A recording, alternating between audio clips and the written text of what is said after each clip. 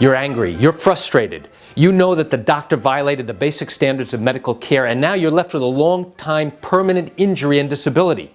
And the question you have is, if you bring a lawsuit for medical malpractice in New York, will that stop the doctor from practicing medicine for all time going forward?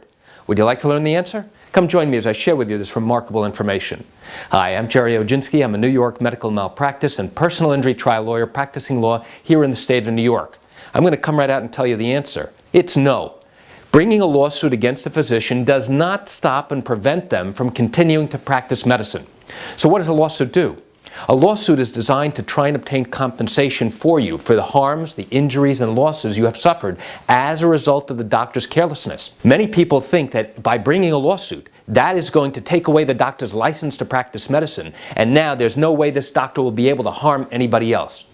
Well, remember, when you bring a lawsuit, it is an allegation, it is a claim that you are claiming that the doctor violated the basic standards of medical care.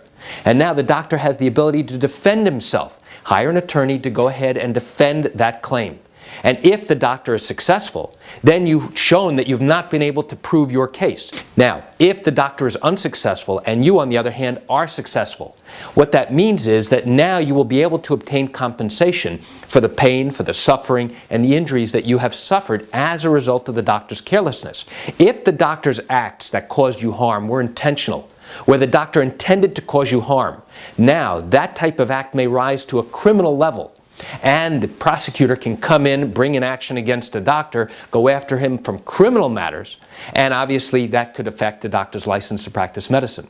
On the other hand, if it doesn't even rise to the level of a criminal activity, there is one other instance where this may affect the doctor's license to practice, and again, that is if this was an intentional act. There is still that possibility that the governing board that oversees doctors' activities in the state of New York, which is the New York State Department of Health, may determine that this doctor is no longer fit to practice medicine. In that regard, they may revoke his license to practice or suspend it. So why do I share this quick information with you?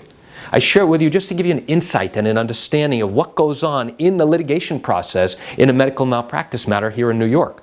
You know, I realize you're watching this because you have questions or concerns about your own particular matter. Well, if your matter did happen here in New York and you do have legal questions, what I encourage you to do is pick up the phone and call me. I can answer your legal questions. You know, I do this every single day and I'd love to talk to you. You can reach me at 516-487-8207 or by email at Gerry, Gerry, at oginski-law.com. That's it for today's quick video. I'm Gerry Oginski. Have a wonderful day.